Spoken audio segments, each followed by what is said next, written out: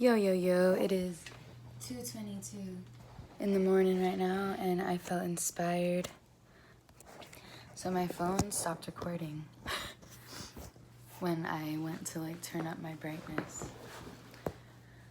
But yeah, son, I just wanted to make a quick video where instead of just doing stuff on camera and documenting it, this video I kind of want to talk a little bit, be more interactive, break the fourth wall. So I don't have Instagram or any other social media as of right now aside from YouTube, so I don't really have anywhere I could be ask me this question and I'll respond to it. So I'm going to conjure up a bunch of shit in my own head, I guess, to talk. Well, I'm going to decide out of everything people have asked me, what could I talk about right now that I feel inspired to talk about. I think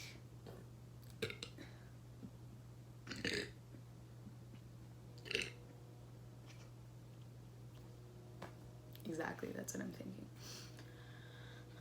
I'd like to talk about shit. I always have so much to talk about, and then the one time I'm supposed to have something to talk about, I can't think of anything. See, now this feels forced. Oh, okay. This is really good. So I'm gonna give you guys some advice while I smoke my weeds right before bed.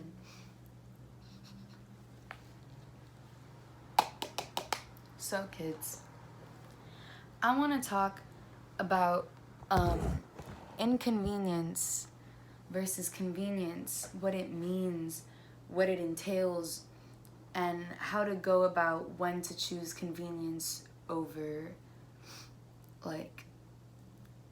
otherwise. For example, not in your friendships. I feel like a lot of people won't care to admit it or are too afraid to admit it, but many of us have based a lot of our decisions off of what's most convenient for us, including friendships, where if a specific friendship isn't convenient to upkeep or maintain, for example, a long distance friendship, that's the one I fucked up on, that was very special and profound for me to have lost over the fact that it just wasn't convenient, and I stopped putting in the effort because putting in so much effort felt inconvenient. So a long distance friendship or a relationship, missing out on a good friend because they don't have a job and you feel you're providing for them too much. I've not been in that situation, because when I give people stuff, I'm truly fucking whatever, you don't even need to have my back or whatever. Oh, fuck. But yeah, stuff like that. Never ever base your friendships off of what's convenient. Never base your relationships off of what's convenient. That's how a lot of people end up stuck in toxic relationships. It's because they see that their partner is providing for them, so they're okay, this is convenient, right now this is my situation, and they start thinking it's the best situation they could possibly be in. I've heard one too many fucking stories like that, where there's literally a girl being abused physically, but she'll stick around because he has a house she can stay at rather than her own, where she has problems with her family. Literally, this sounds really specific, if you think this is about you, it isn't. I've deadass met more than one girl already in real life and online who's been in a situation like this. They're being abused physically, verbally, psychologically, every level of abuse you could think of, but they're sticking around because to make up for it, their abusive partner keeps getting them things and showing them how convenient they are. Literally, that's what it comes down to, is how convenient they are. They have a car, they have bud, they have food, they'll give you anything you want.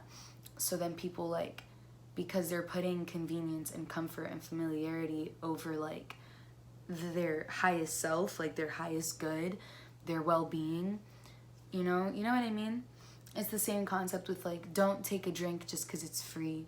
Don't take a light up from someone just because, without knowing, like, if you don't fuck with their energy, like shit like that, you know? Like, when your intention is convenience, that's going to come back to you within this same fucking lifetime, most likely too.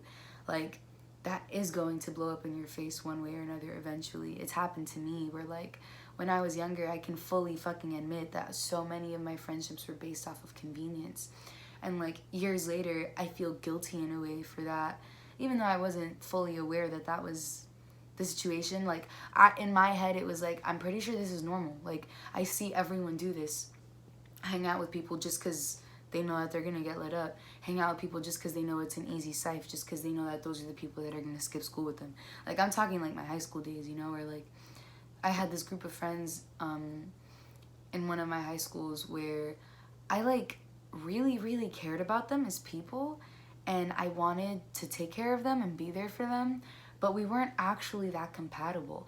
And the reason I became friends with them in the first place was because if I skipped school and I went to the park, they were there. They'd light me up. They'd be nice to me. It was convenient. It was comforting, you know, but it wasn't healthy. And they weren't people I was dead ass compatible with like I thought I was. Like, I remember I invited them over for Christmas, and one of them literally stole a random person's phone outside, like out of their pocket.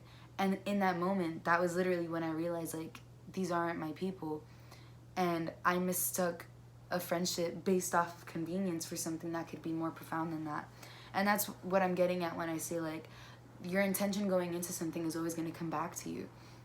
If your intention going into a relationship or friendship is how convenient it is, how comforting it is, how much it enables your habits and your behaviors that you don't want to like work on, that's going to come back to you, or it's like gonna blow up in your face. Something like that's gonna happen. It's like a wake-up call, something to put you back into your own character. Like, that made me realize, like, holy shit, I don't steal from random people. I don't think I want to hang out with someone that's gonna do that in my neighborhood across the street from my crib. Like, it was just like too much, you know. And by the way, if any of those people end up seeing this, please don't like take it personal. I don't feel a way about any of you guys that's like negative. If anything, I feel guilty. Like, I feel like if I hadn't pursued that friendship, it would have been better than me pursuing a friendship with a group of people and then like cutting them off out of nowhere after I witnessed something like that.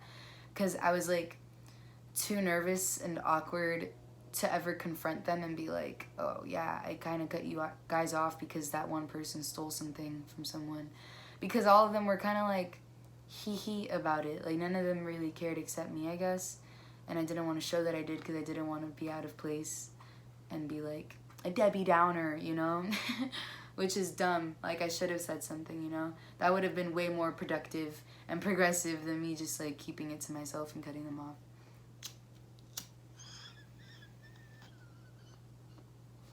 But yeah, I still think about those people all the time, and it hurts. And that's how it blows up in my face, is like, now it just hurts me to know that like none of us ended up being friends. Oh, why did I just do that? In the long run, it's whack. So yeah, don't base connections off of convenience. What else? When you love someone, you can let them go. When you love something, you can let it go. So if you love somebody and you have expectations of them, you should be able to release those expectations once you realize that they haven't reached them, or they won't be reaching them anytime soon, or maybe even ever. You have to be able to let go of those things and like stop holding that person to standards because you love them. But also, that doesn't mean that you have to stick around while they like don't change and don't do better and shit. Feel me? Like, when you love someone, you can let them go. You can let them be and exist and grow and develop their own character on their own time without having to hurt you in the process. Shit like that.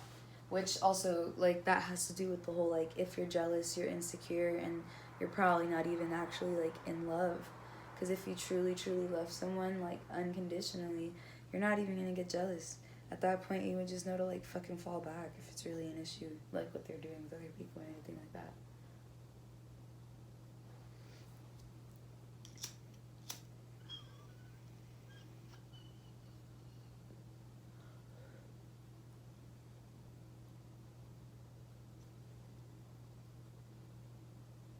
I keep doing this because my braids are itchy. Yeah, I never thought this would be so itchy. I'm thankful it doesn't hurt, because I know it hurts some people. But god damn it, it's itchy. It just hurt, like, the first, like, while they were doing it. Afterwards, I was good. Now it's just itchy. I don't know how these queens deal with it.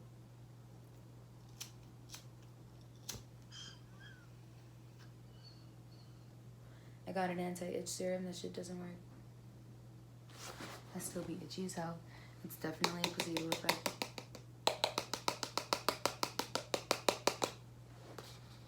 Oh my gosh. Okay, I feel like I should talk about one last thing.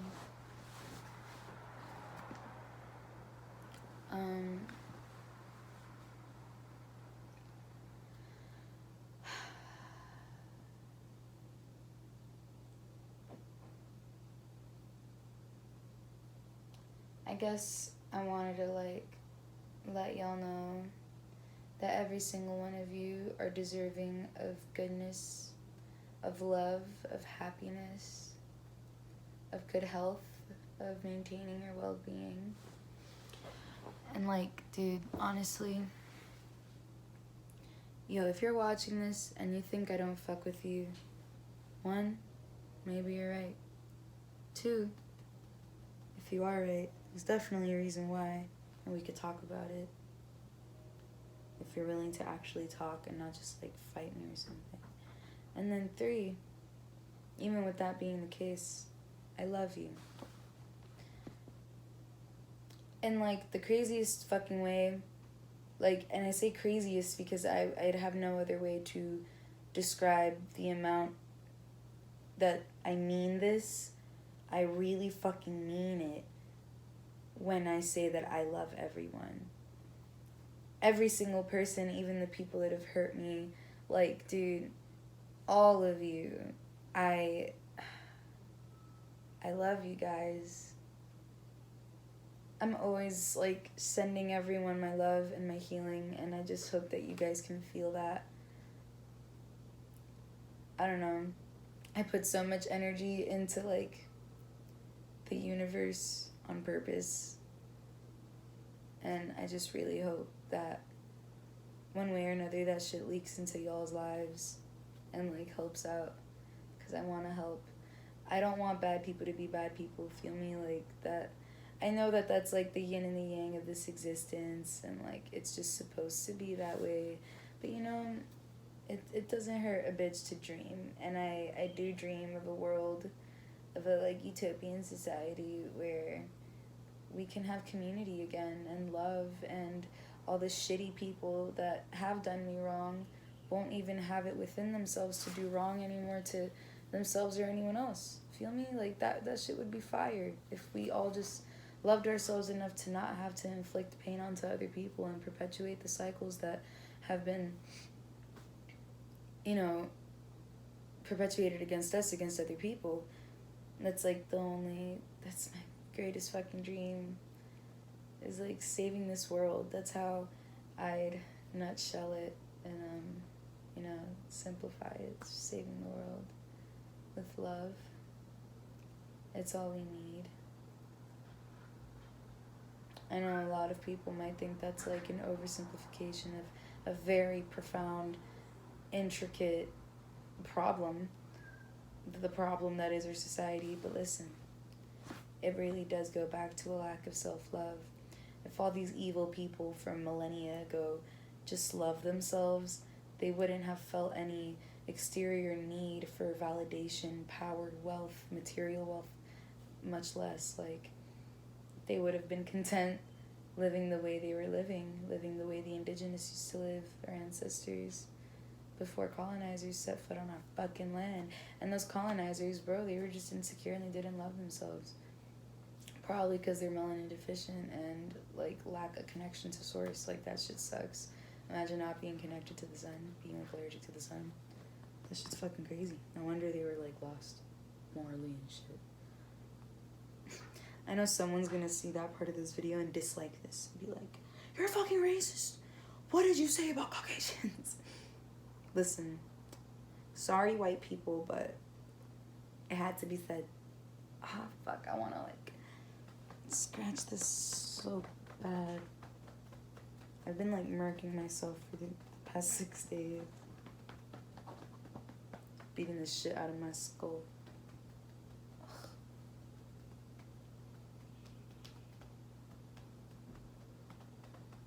Okay.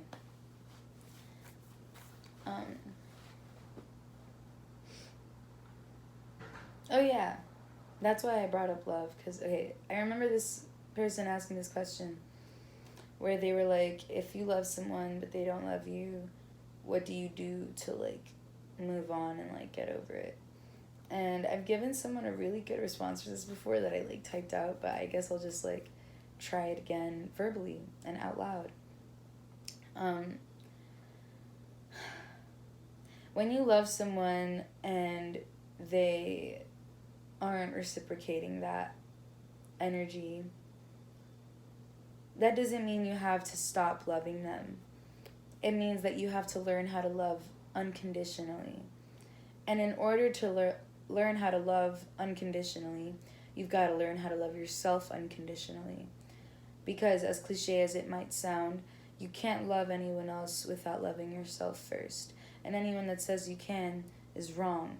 You're not actually going to be in love. You're going to be in obsession, in infatuation, and you're going to smother someone with a kind of love that you wish you could give yourself, that you're not giving anyone at the end of the day, when you're just being, like, possessive and jealous and controlling and insecure.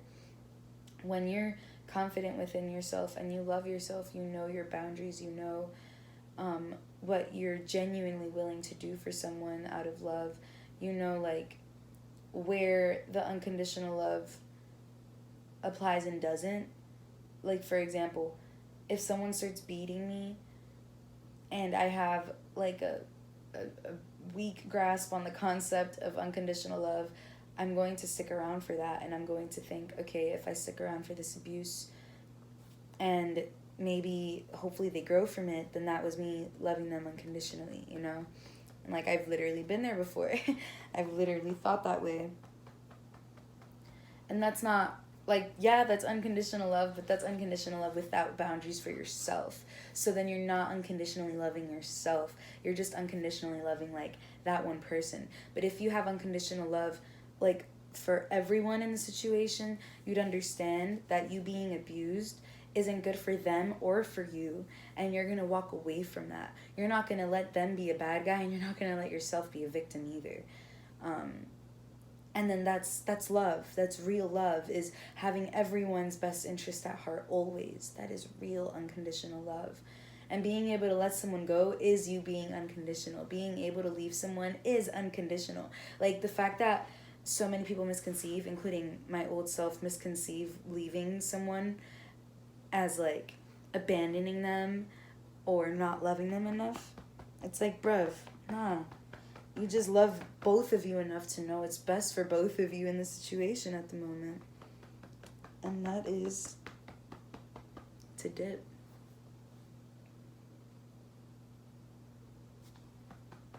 I feel like a puppy.